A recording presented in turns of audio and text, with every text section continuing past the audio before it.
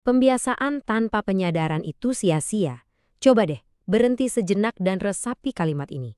Pernah nggak sih kita bertanya-tanya, kenapa ya ada kebiasaan yang nempel banget sama kita, tapi ada juga yang rasanya cuma rutinitas kosong dan gampang banget hilangnya? Yuk kita flashback sedikit ke zaman sekolah. Ingat gak sih semua kebiasaan baik itu? Buang sampah pada tempatnya, antri dengan rapi. Tapi anehnya, begitu kita keluar dari gerbang sekolah, kok semua itu kayak lenyap gitu aja ya? Ternyata ini bukan cuma soal kita males loh, ada sesuatu yang jauh lebih dalam di baliknya. Nah, ini dia nih biang keladinya. Kebiasaan yang lahir karena disuruh atau karena paksaan itu rapuh banget. Bayangin aja seorang anak yang senam tiap pagi di sekolah. Dia ngelakuin itu karena memang aturannya begitu, bukan karena dia ingin. Perilakunya nggak tumbuh dari kesadaran diri, tapi murni dari instruksi. Jadi begitu instruksinya hilang, ya kebiasaannya juga ikut hilang. Terus gimana dong cara memutus siklus ini? Jawabannya ada pada satu pergeseran yang kelihatannya kecil, tapi fundamental banget. Mengubah kata harus menjadi ingin. Disinilah kekuatan dari kenapa atau why dan identitas diri kita masuk dan mengubah segalanya. Coba deh rasakan bedanya. Di satu sisi, kita punya kalimat, aku harus olahraga. Wah, kedengarannya kayak beban ya. Sekarang bandingin sama, aku adalah orang yang peduli sama kesehatan. Beda banget kan? Tiba-tiba, ini bukan lagi soal tugas. Ini soal siapa diri kita. Pergeseran kecil ini dampaknya luar biasa. James Clear, penulis buku fenomenal Atomic Habits, nangkep banget soal ini. Dia bilang, kebiasaan yang beneran awet itu lahir bukan dari sekedar rutinitas, tapi dari identitas. Kebiasaan itu bahkan nempel kalau kita merasa, yah ini emang gue banget, bukan cuma, ya ini yang harus gue lakuin. Dan ini jadi lebih dalam lagi. Simon Sinek, dalam bukunya Start With Why, nunjukin kalau di balik setiap identitas yang kuat, selalu ada kenapa yang kuat juga. Perilaku yang konsisten itu selalu berawal dari alasan mendasar. Tanpa kenapa, sebuah kebiasaan itu ibarat pohon tanpa akar. Gampang banget tumbang. Coba bayangin deh, apa yang terjadi kalau seorang anak benar-benar paham kenapanya dia.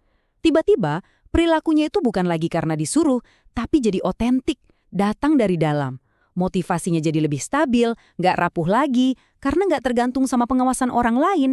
Dan yang paling keren, dia mulai bisa bikin pilihan sendiri tanpa perlu disuruh-suruh terus. Jadi kalau kita tarik benang merahnya, kita dapat satu formula yang simple tapi kuat banget.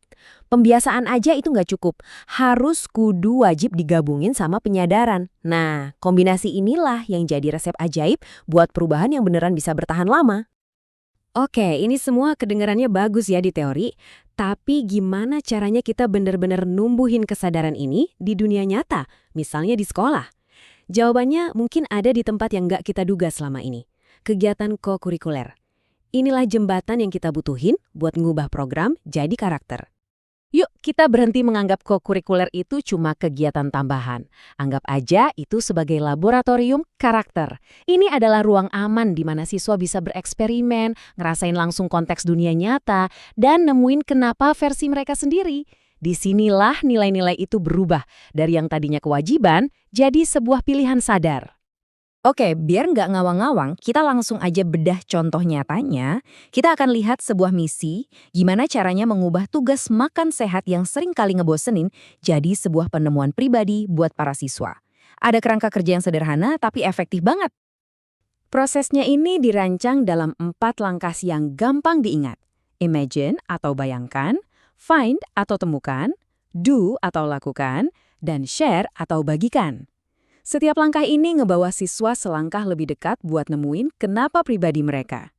Yuk kita lihat gimana cara kerjanya. Langkah pertama, imagine.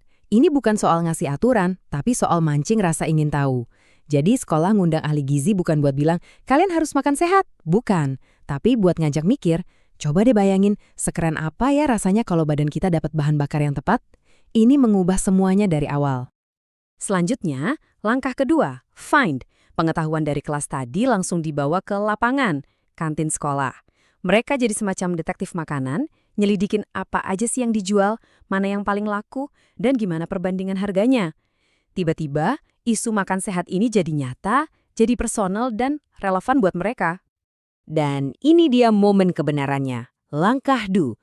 Teori jadi pengalaman nyata. Selama 3 hari, siswa bukan cuma belajar tentang makanan sehat, tapi mereka merasakannya.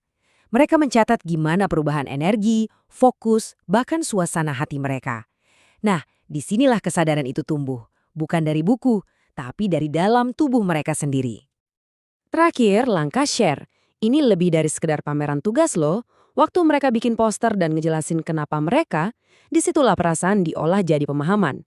Mereka harus merumuskan sendiri kenapa saya peduli tentang ini. Momen refleksi inilah yang mengubah pengalaman singkat jadi sebuah keyakinan yang lebih kuat. Jadi, apakah satu misi makan sehat ini bakal langsung menciptakan anak yang sehat seumur hidup? Nah, disinilah kita perlu realistis. Kita ini bukan lagi nyalain saklar lampu yang langsung on, tapi kita lagi nyalain sebuah percikan api.